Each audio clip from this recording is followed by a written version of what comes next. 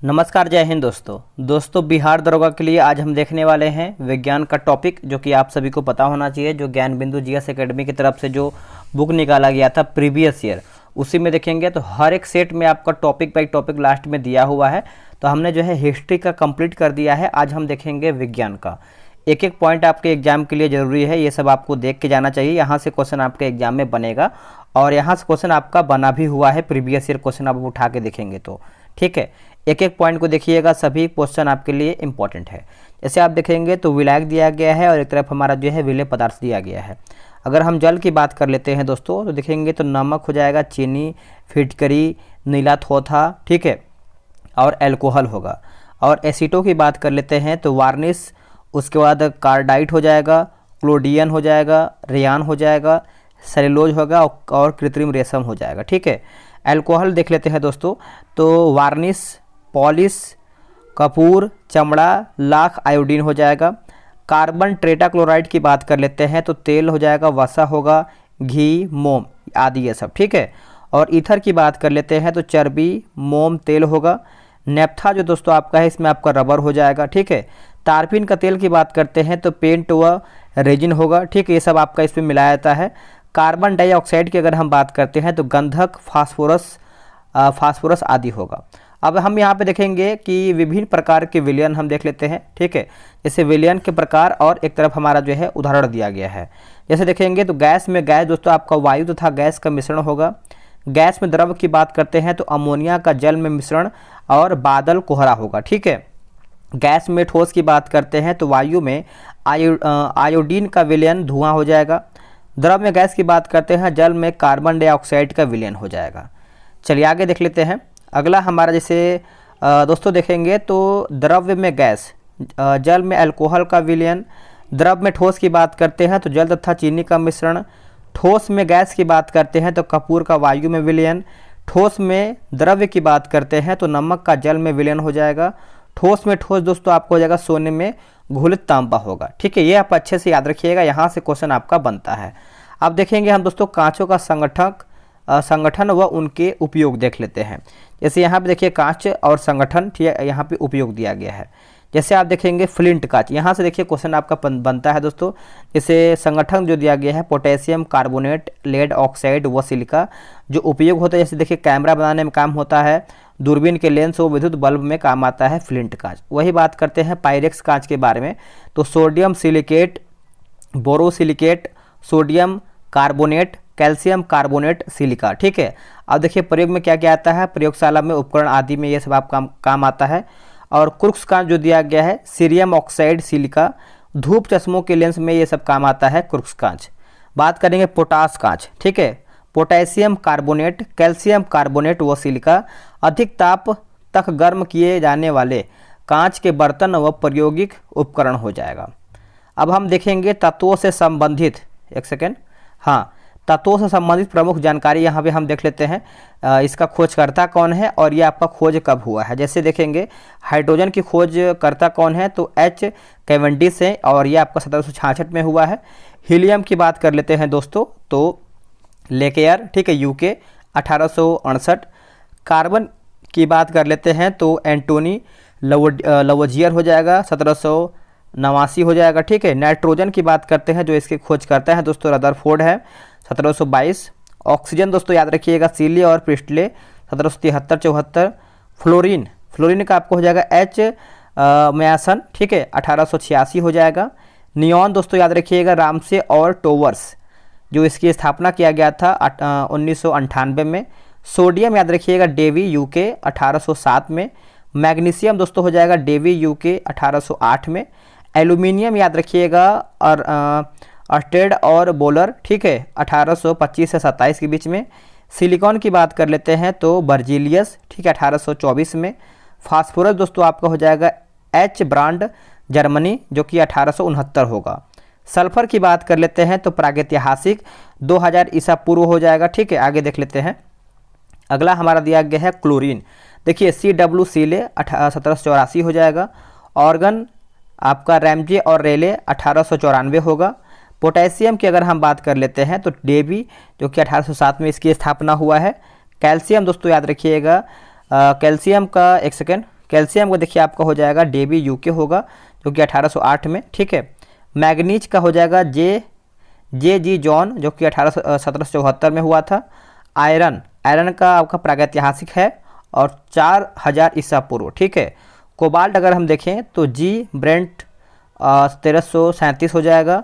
Nickel आपका हो जाएगा AF क्रोनस्टेट 1751। कॉपर की बात कर लेते हैं तो प्रागैतिहासिक 9000 ईसा पूर्व। जिंक की अगर हम देखें तो आपका हो जाएगा AS मार्ग्राफ 1746 हो जाएगा। आर्ने लिखा गया है ऑर्सेनिक, है ना, तो एल्बर्ट मैग्नस आपका 1220। ब्रोमीन की बात कर लेते हैं तो AJ बेलॉर्ड, ठीक है, तो ये आपका हो जाएगा दोस्तों 1826। क्रिप्टॉन अगर हम देखें तो रैमजे और ट्रेवल्स जो कि 1898 होगा। आयोडीन अगर हम देखें तो वी कार्टोइज 1811 हो जाएगा।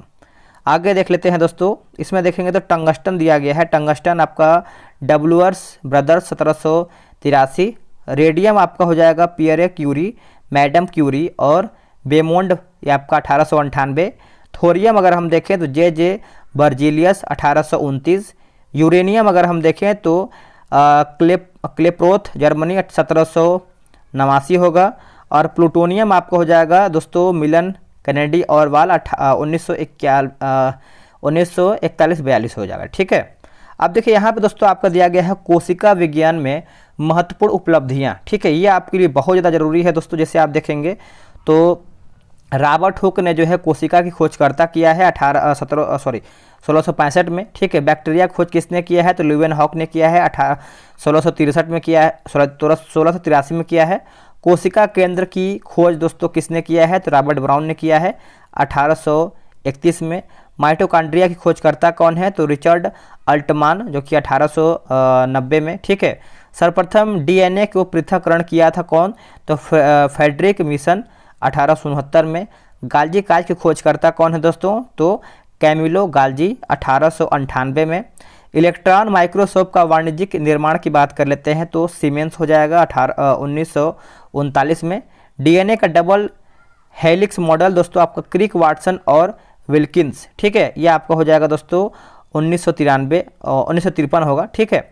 गुणसूत्र की खोज किसने किया है तो आपको हो जाएगा स्टान्सबर्ग हो जाएगा 1875 होगा। तारकाय की खोज दोस्तों आपका बोवेरी हो जाएगा 1888 में। लाइसोसोम की खोज किया था डवे 1958 में। और राइबोसोम की खोज किसने किया था तो G.A. पैलेट 1955 में। पर्णहरित का नामकरण दोस्तों किया है आपका स्टिम्पन्स जो कि 1883 हो जाएगा, ठीक है। आगे देख लेते हैं, गुणसूत्र का नामकरण किसने किया है तो वाल्डेयर 1888 में। केंद्र पैतृक लक्षणों की वंशावती में भाग लेता है आपका ट्रांसवर्ग जो कि 1884 में, ठीक है। अब थोड़ा सा नोट दिया गया है, बोला कि फ्रैंकलिन और विल्किंस ने DNA के एक्सरे विश्लेषण का अध्ययन किया है, ठीक है। ये सब देखिए यहाँ से एक क्वेश्चन आपका आता है। जैसे आप देखेंगे यहाँ पे दिया गया है तुलनात्मक विवरण संख्या, ठीक है, इसको भी हम देख लेते हैं। यहाँ से हमारा जो भी टॉपिक दिया गया है, जैसे देखेंगे जंतु कोशिका दिया गया है और एक तरफ हमारा जो है पादप कोशिका है, ठीक है।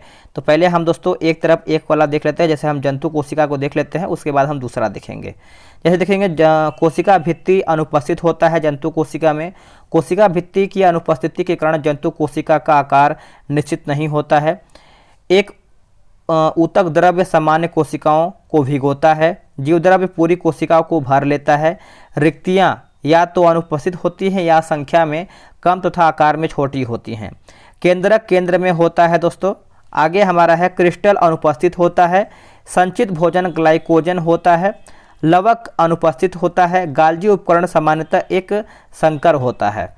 अगला है तारक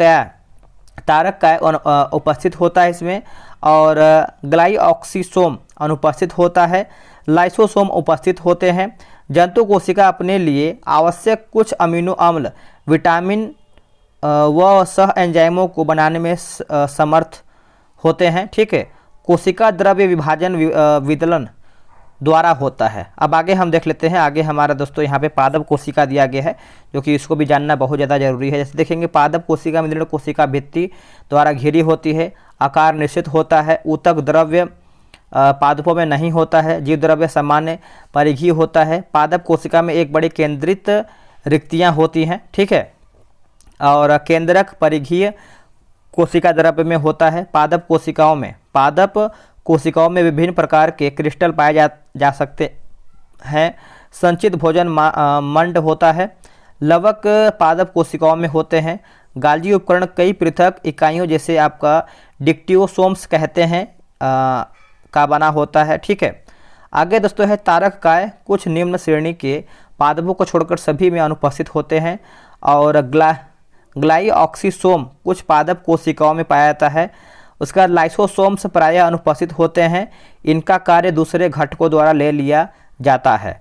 पादप कोशिका अपने लिए आवश्यक सभी पदार्थों का संश्लेषण करने में समर्थ होते हैं या फिर होती है। कोशिका द्रव्य विभाजन सामान्यतः कोशिका प्लेट विधि द्वारा होता है, ठीक है। अब दोस्तों यहाँ पे दिया गया है प्रोकैरियोटिक व यूकैरियोटिक कोशिका में मुख्य अंतर क्या है, इसको भी हम फटाफट देख लेते हैं। थोड़ा सा आप क्वालिटी बढ़ा लीजिएगा क्योंकि इसमें बहुत छोटा छोटा लिखा हुआ है, ठीक है। इसमें आप देखेंगे तो विशेषता अंगक दिया गया है प्रोकैरियोटिक और यूकैरियोटिक, वैसे आपको पता भी होगा। देखेंगे तो कोशिका भित्ति में आप देखेंगे सेलुलोज की बनी होती है प्रोकैरियोटिक, और यूकैरियोटिक की बात करते हैं प्रोटीन तथा कार्बोहाइड्रेट की बनी होती है, ठीक है। यहाँ से क्वेश्चन आपका आता है दोस्तों, ठीक है। माइटोकॉन्ड्रिया यहाँ पर है, अनुपस्थित होता है इसमें आपका, ये आपका उपस्थित होता है। और इंडोप्लाज्मिड रेटिकुलम की बात करते हैं तो इसमें आपका अनुपस्थित होता है, इसमें आपका उपस्थित होता है, ठीक है। प्रोकैरियोटिक यूकैरियोटिक दिया गया है।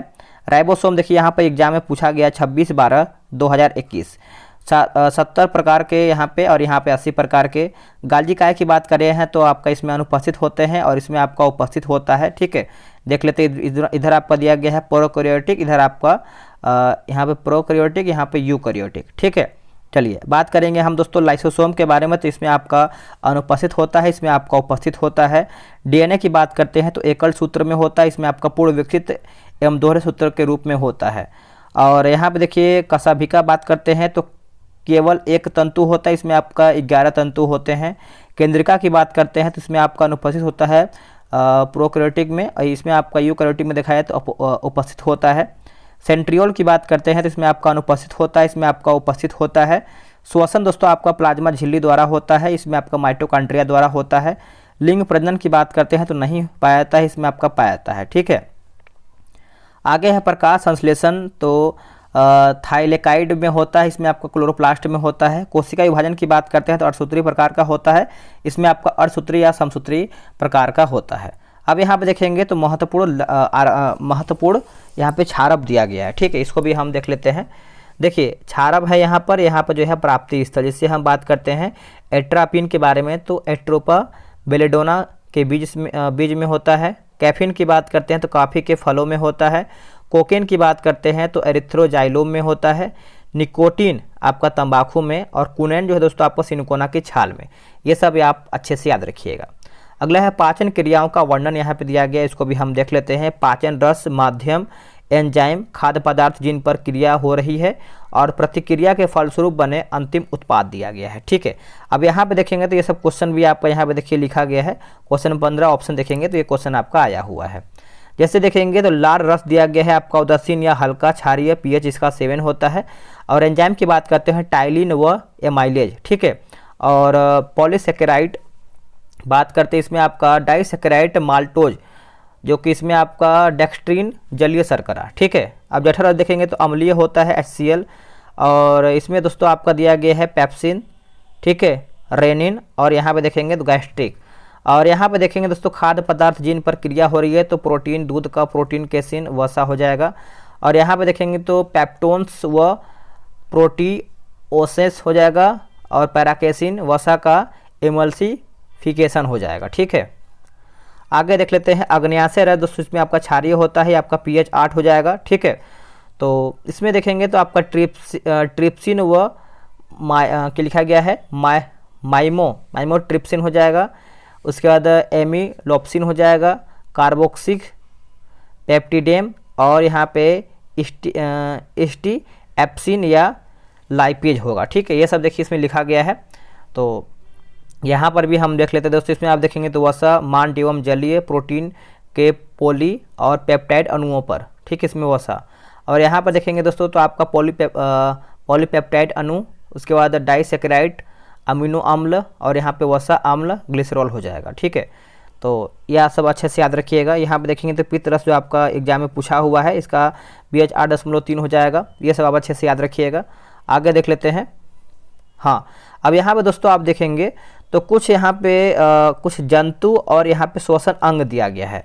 ठीक है, तो कौन से जंतु कैसे सांस लेते हैं, तो ये सब देखिए एग्जाम में आता है। जैसे मछलियाँ की बात करते हैं तो गिल्स हो जाएगा। स्तनधारी मैमल्स की बात करते हैं तो फेफड़ा से, पक्षी और रेप्टाइल्स जो है आपका फेफड़ा, कीट की बात करते हैं श्वसन नली, और क्रस्टेशियन जंतु की बात करते हैं तो गिल से, मोलस्का जंतु जो है गिल तथा फुफ्फुसीय कोष, और एम्फीबियस जो है दोस्तों आपका मुख, गुहा, फेफड़ा तथा त्वचा होगा।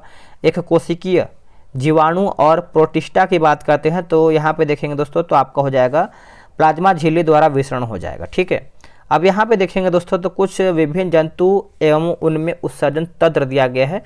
ठीक है, एनिमल और यहाँ पे उत्सर्जन तंत्र दिया गया है। चलिए इसको भी हम देख लेते हैं। जैसे प्रोटोजोवा, पेरिफेरा, सिलेंट्रेटा। ठीक है, एक कोशिकीय जीव, तो कोशिका की सतह या देह भित्ति से विसरण द्वारा। और दूसरा हमारा है प्लेटीहेल मिन्थीज, है ना, तो फ्लेम ज्वाला कोशिका द्वारा। अगला हमारा है कि एस्केल मिन्थीज गोलकृमि रिनेट कोशिका द्वारा। उसके बाद अगला दिया गया है एनेलिडा यानी जोंक केचुआ की बात करते हैं तो नेफ्रिडिया वृक्क तथा केबर अंग के द्वारा। मोलस्का जो आपका होता है इसमें आपका घोंघा, ऑक्टोपस आते हैं, नेफ्रिडिया वृक्क तथा केबर अंग के द्वारा। कैनोडर्मेटा की बात करते हैं इसमें आपका स्टारफिश आता है श्वसन वृक्ष तथा ट्यूब फूट द्वारा। ठीक है, आर्थ्रोपोडा इसमें आपका कीट मकड़ी आता है तो मेल्फिदियन द्वारा हो जाएगा दोस्तों। ठीक है, और प्रोटोकार्डेटा की बात करते हैं तो सोलनोसोइड्स द्वारा। कार्डेटा की बात करते हैं तो किडनी द्वारा। अब यहाँ पे देखेंगे तो यहाँ पे थायरॉक्सिन की कमी से उत्पन्न रोग यहाँ पे कुछ दिया गया, इसको भी हम देख लेते हैं। जैसे यहाँ पे आप देखेंगे तो दोस्तों यहाँ पे देखिए रोग जैसे घेंघा की बात करते हैं, थायराइड के आकार में वृद्धि हो जाना, और मिक्सडीमा की बात करते हैं हृदय स्पंदन तथा रक्तचाप का कम हो जाना, और जड़ वामनता की बात करते हैं बच्चों में मानसिक एवं शारीरिक विकास का रुक जाना, और हाइपोथायराइडिज्म या आपका सामान्य जनन कार्य का सुचारू रूप से न हो पाना। ठीक है, अब दोस्तों यहाँ पे आगे जो दिया गया है हमारा, इसको हम थोड़ा सा छोटा करते हैं। अंतःस्रावी ग्रंथि, उनके हार्मोन एवं कार्य दिया गया है। चलिए इसको भी हम देख लेते हैं। देखिए यहाँ पे जैसे पीयूष ग्रंथि की बात करते हैं तो हार्मोन आपका यहाँ पे वृद्धि हार्मोन हो जाएगा, इसको हम मास्टर ग्रंथि भी करते हैं। ठीक कहते हैं। जैसे अस्थियों तथा पोषियों के विकास पर नियंत्रण, अवटु, अधिवृक्क, वृषण तथा अंडाशय जैसी अंतःस्रावी ग्रंथियों से स्रावित होने वाले। ठीक है, अब देखिए यहाँ पे एग्जाम में बहुत बार पूछा गया है तो यहाँ पे लिखा भी गया है। ठीक है, तो आप अच्छे से याद रखिएगा। आगे हमारा है अधिवृक्क ग्रंथि, जिसको आपका एड्रीनिल कार्टिकस्टाइड हो जाएगा, कार्टिकाइड हो जाएगा दोस्तों। ठीक है, तो हार्मोन बहुत ज़्यादा जरूरी है आपके लिए। जैसे अग्न्याशय की बात कर लेते हैं तो इंसुलिन, ग्लूकागॉन और सेमेस्टोस्टिन हो जाएगा, और हाइपोथैलेमस की बात करते हैं तो मोचक हार्मोन होगा। अवटु ग्रंथि की बात करते हैं थायरॉक्सिन, और प्रावटु आपका हो जाएगा कैल्सिटोनिन, और वृषण की बात करते हैं तो टेस्टोस्टेरोन और एंड्रोस्टेरोन हो जाएगा। ठीक है, तो आप इसको अच्छे से याद रखिएगा। अंडाशय आपको दोस्तों हो जाएगा एस्ट्रोजन, प्रोजेस्टेरोन। देखिए आपका एग्जाम में पूछा गया है तो ये आप हार्मोन के बारे में जान लीजिएगा, यहाँ से आपका एग्जाम में आता है। जैसे आप यहाँ देखेंगे तो मुख्य प्रोटीन्स और उनके कार्य दिया गया है। चलिए इसको भी हम देख ही लेते हैं। जैसे कोलेजन की देखिए हम थोड़ा सा क्वालिटी आपको बढ़ाना पड़ेगा क्योंकि बहुत छोटा इसमें दिया गया है। ठीक है, पढ़ के आपको सुना देते हैं। कोलेजन दोस्तों बात करते हैं तो तंतुमय संयोजी ऊतक के निर्माण के प्रयुक्त हो जाएगा, और फ्रीवोइंड है ना, अस्थि व कार्टिलेज के आधार पर पदार्थ का निर्माण करना। क्रिएटिन की बात कर लेते हैं दोस्तों, तो यहाँ पे देखेंगे थोड़ा सा, एक सेकेंड। हाँ, क्रिएटिन यहाँ पर रेशम तथा मकड़ियों के धागे का निर्माण करना, और इलास्टिक की बात करते हैं त्वचा, बाल, नाखून, सींग, खुर के निर्माण के सहायक होते हैं।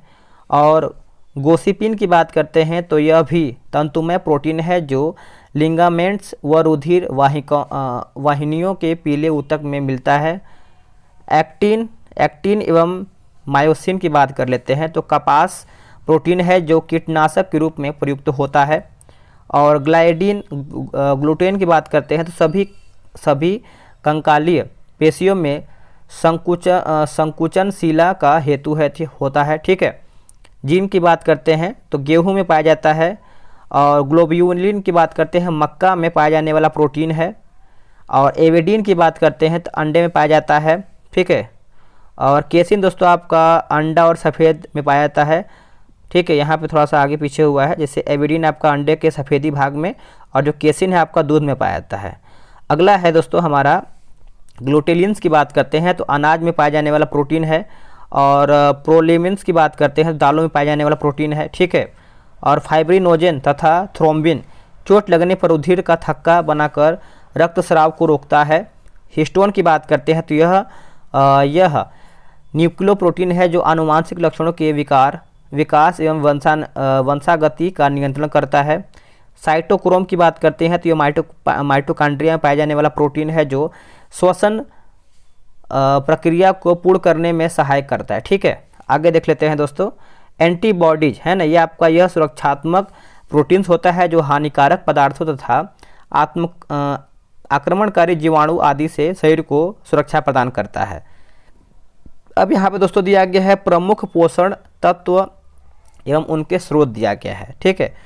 तो यहाँ पे हम स्रोत जानेंगे जो कि आपके लिए बेहद ज़रूरी है। जैसे आप देखेंगे विटामिन्स तो आपका अनाज, फल, सब्जियाँ, सूखे मेवे में। कार्बोहाइड्रेट की बात करते हैं तो अनाज वाले खाद्य पदार्थ, मांड, गन्ना तथा ग्लूकोज एवं आलू तथा कंद जातीय सब्जियों में। प्रोटीन की बात कर सभी प्रकार की दालें, दूध, पनीर, मांस, मछली, अंडा, सूखे मेवे। वसा की बात करते हैं तो घी, तेल, मछली के यकृत का तेल, चर्बी, मक्खन, दूध, दही, क्रीम, मूंगफली एवं सूखे मेवे। लवण की बात करते हैं अनाज, सब्जियां, फल, सूखे मेवे आदि। जल आपको पता है शरीर के उपापचय के उपजात पदार्थ के रूप में, अर्थात पानी के जल में जो तरल पदार्थ हम पीते हैं उसमें अपच ही शरीर का प्रपात करता है, ठीक है। अब यहाँ पे दोस्तों विटामिन दिया गया है, विटामिन हम देख लेते हैं। जैसे विटामिन एक कार्बनिक यौगिक है जो शरीर की रोगों से रक्षा तथा सामान्य वृद्धि के लिए आवश्यक होता है।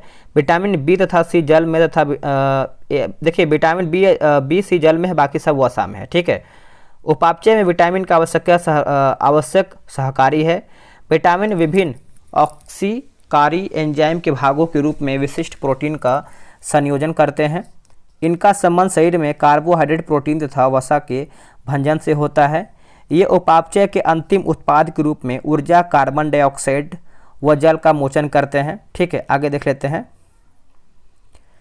यहाँ पे देखिए रोग का नाम, रोगकारक कवक का यहाँ पे कुछ कवक से संबंधित है, ठीक है। जैसे एस्परजिलियस आरती की बात करते हैं तो एस्परजिलियस फ्लैक्स ए, ठीक है।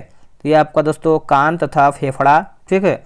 और छाले होना दोस्तों आप यहाँ पे देखेंगे तो गला व मुंह हो जाएगा, जो कि आपका यहाँ पे लिखा गया ए नाइजर तथा मोनिलिया। क्रिप्टोकाक्सा जो है आपको दोस्तों क्रिप्टोकाक्सा न्यूफॉर्मेंस स्नायु तंतु हो जाएगा, स्नायु तंत्र होगा। और यहाँ पे देखिए लिखा गया है परागज ज्वर, है ना। तो इसमें क्या है थोड़ा सा इसको हम देखेंगे। हाँ, ये आपको हो जाएगा अल्टनेरिया, ठीक है। अल्टनेरिया, हेलमिन्थो स्पोरियम फोमा तथा ट्राइमोडर्मा आज जाति, जो कि इसमें आपका समस्त शरीर हो जाएगा। अब यहाँ पर कुछ दिया गया है, जैसे देख लेते हैं। दमा की बात कर लेते हैं तो फेफड़ा से संबंधित होता है, ठीक है। एथलीट फूड आपका हो जाएगा त्वचा, पैर। खाज आपका हो जाएगा त्वचा से संबंधित है। गंजा पर आपका सिर में होता है। और जो दाद होता है दोस्तों ये आपका त्वचा में होता है। अब यहाँ पर देखिए कुछ वायरस के बारे में जनित मानव रोग दिया गया है जो कि आपको जानना चाहिए। जैसे रोग का नाम दिया गया है, प्रभावित अंग और रोग का लक्षण दिया गया है, ठीक है। जैसे हर्पीज की बात करते हैं त्वचा श्लेष्मा हो जाएगा, श्लेष्म कला हो जाएगा। मस्तिष्क शोध या एन्सेफ्लाइटिस मस्तिष्क हो जाएगा। फ्लू या इन्फ्लुएंजा की बात करें श्वसन तंत्र। गलसुआ की बात करते हैं तो पैरोटिड लार ग्रंथियाँ हो जाएगा, ठीक है। अब यहाँ पे देखिए परजीवी यानी प्रोटोजोआ। मलेरिया की बात करते हैं तो इसमें देखिए जो प्रभावित होता है दोस्तों आपका तिल्ली व आरबीसी, ठीक है। पायरिया आपको पता है मसूड़ा में होता है। पेचिस आपका होता है आंत में। काला जार आपको होता है अस्थि मज्जा। और अमीबाइसिस जो है आपका बड़ी आंत। निद्रा रोग की बात करते हैं तो लिम्फ नोड हो जाएगा। ठीक है, यहाँ पर भी दिया गया है। और आगे दोस्तों यहाँ पर दिया गया है प्रकाश संश्लेषण तथा श्वसन में अंतर। ठीक है, इसको भी हम थोड़ा सा देख लेते हैं। हाँ, देखिए यह यानी प्रकाश संश्लेषण और यहाँ पे श्वसन दिया गया है। यह केवल पर्णहरित में सूर्य के प्रकाश की उत्पत्ति में होता है और यह पौधे के प्रत्येक भाग में तथा अधिकतर रात्रि में होता है। इसके लिए सूर्य का प्रकाश आवश्यक नहीं है। श्वसन की बात है यहाँ पे, प्रकाश संश्लेषण। इसमें पौधे भोजन तत्वों का निर्माण करता है और इसमें दोस्तों देखेंगे तो इसमें पौधे के तत्वों का विनाश होता है। इसमें कार्बन डाइऑक्साइड ग्रहण की जाती है तथा ऑक्सीजन मुक्त होती है और इसमें ऑक्सीजन ग्रहण की जाती है तथा कार्बन डाइऑक्साइड मुक्त होता है। अब यहाँ पे देखिए प्रमुख फलों के खाए जाने वाले भाग दिया गया है। ठीक है, इसको जानना जरूरी है। जैसे आम की बात करते हैं तो मध्य एक सेकेंड देखिए आम जो है आप मध्य फल वित्तीय हो जाएगा। नारियल की बात करें तो द्रवण इंडोस्पर्म तथा भ्रूणपोष हो जाएगा। गेहूं की बात करते हैं तो इंडोस्पर्म तथा भ्रूणपोष होगा। मक्का की बात करते हैं तो इंडोस्पर्म तथा भ्रूणपोष होगा। और भिंडी की बात करते हैं संपूर्ण फल होगा। अमरूद आपको हो जाएगा फल भित्ति तथा बीजांडसन हो जाएगा। नाशपाती की बात करते हैं तो मांसल पुष्पासन। खीरा दोस्तों आपका हो जाएगा मध्य तथा अंतः भित्ति। सुपारी दोस्तों आपका हो जाएगा भ्रूणपोष होगा। और मटर की बात करते हैं भ्रूण तथा पूर्ण बीज हो जाएगा। ठीक है, काजू की बात कर लेते हैं तो बीज पत्र पुष्पवृंत। लीची दोस्तों आपका हो जाएगा लीची मांसल एरिल हो जाएगा। टमाटर की बात करते हैं तो फल भित्ति तथा बीजांडसन। और केला की बात करते हैं तो मध्य भित्ति तथा अंतः भित्ति हो जाएगा। आगे भी कुछ जैसे नारंगी यहाँ देखिए दिया गया है। नारंगी तो अंतः भित्ति के रसदार एक कोशिकीय रोम। अनार की बात करते हैं तो रसदार बीज चोल होगा। सेब आपका हो जाएगा मांसल पुष्पासन। और अंजीर दोस्तों आपका मांसल रिसेप्टिकल तथा बीज होगा। अंगूर की बात करते हैं फल भित्ति तथा प्लेसेंटा। और मूंगफली जो है आपका हो जाएगा भ्रूण एवं बीज पत्र हो जाएगा। चलिए हम देख लेते हैं दोस्तों। यहाँ पे देखेंगे तो रंग देने वाले पदार्थ और कांच का रंग। जैसे कोबाल्ट ऑक्साइड की बात करते हैं गहरा नीला। सोडियम क्रोमेट या फेरस ऑक्साइड आपका हो जाएगा हरा। और सिलेनियम ऑक्साइड की बात करते हैं नारंगी लाल होगा। और क्यूप्रेस ऑक्साइड कैडमियम सल्फाइड की बात करते हैं तो चटक लाल होगा। और क्यूप्रिक लवण की बात करते हैं तो पीकॉक नीला। पोटेशियम डाइक्रोमेट की बात करते हैं हरा और पीला हरा होगा। मैग्नीज डाइऑक्साइड की बात करते हैं बैगनी से हरा गुलाबी हो जाएगा।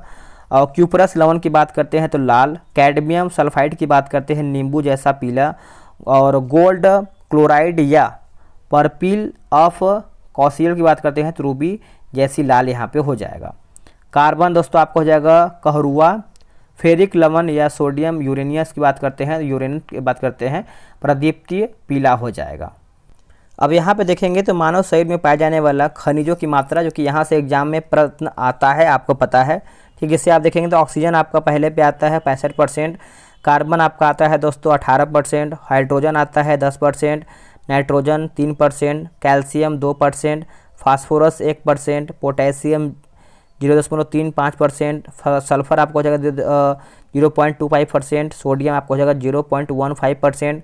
क्लोरीन आपका हो जाएगा 0.15%। मैग्नीशियम हो जाएगा 0.05%। और आयरन जो है दोस्तों आपको हो जाएगा 0.004%। ठीक है, यहाँ से आपका एग्जाम में प्रश्न आता है।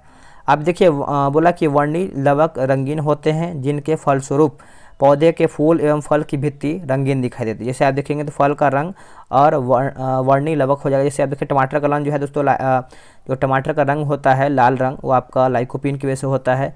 गाजर का लाल रंग आपका एंथोसाइनिन। प्याज का लाल रंग जो है आपका एंथोसाइनिन। मिर्च का लाल रंग दोस्तों आपको है कैप्सेंथिन। हल्दी का जो पीला रंग होता है आपका कुरकुमिन की वजह से होता है। ठीक है, आगे देख लेते हैं। जैसे आलू का हरा पन होता है आपका सोलेनिन। बैगनी यानी बैगन का बैगनी कर्ल आपको हो जाएगा एंथोसाइनिन। गाजर का पीला रंग आपको हो जाएगा कैरोटीन। चुकंदर का कत्थई रंग आपको हो जाएगा विटामिन। पत्तियों का पीला रंग आपको हो जाएगा कैरोटीन। पपीता का पीला रंग हो जाएगा दोस्तों बीटा साइटोजैंथिन। ठीक है, प्याज में गंध की बात करते हैं तो एलाइन प्रोपाइल डाइसल्फाइड होगा। लहसुन में गंध की बात करते हैं तो एलाइसिन। खीरे में कड़वाहट दोस्तों आपको होता है कुकुरबिटेसिन। और चने की पत्ती में खटास की बात करते हैं तो ऑक्जेलिक अम्ल यहाँ पे हो जाएगा। ठीक है, ये सब आप अच्छे से याद रखिएगा। अब दोस्तों यहाँ पे देखिए कवकों से प्राप्त प्रतिजैविक दिया गया है, देख लेते हैं। पेनिसिलिन की बात करते हैं तो पेनिसिलियम नोटेटम हो जाएगा, और साइट्रीन की बात करते हैं तो पेनिसिलियम सिट्रीनम हो जाएगा, और क्लेविसिन की बात करते हैं पेनिसिलियम के क्लेविफोर्मो, और प्यूबेरिक एसिड की बात करते हैं पेनिसिलियम प्यूबेरुल हो जाएगा, रूलम हो जाएगा, और ग्लियोटॉक्सिन की बात करते हैं तो पेनिसिलियम ट्राइकोड्रमा हो जाएगा। ठीक है, यहाँ पर भी देखेंगे कुछ दोस्तों यहाँ पर दिया गया है कुछ जंतु जो मछली में नहीं है, जैसे देखेंगे तो जेलीफिश ऑरिलिया सिलेंट्रेटा हो जाएगा, क्रेफिश, ये सब देखिए मछली में नहीं आते हैं। ठीक है, तो ये सब अच्छे से याद रखिएगा। ये देखिए एग्जाम में पूछा गया है ताराफिश के बारे में, जैसे क्रेफिश आपका गैमेरस आर्थ्रोपोडा, रजतफिश आपका हो जाएगा दोस्तों रजतफिश हो जाएगा आपका लेफिस्मा आर्थ्रोपोडा, ये सब आर्थ्रोपोडा में आते हैं।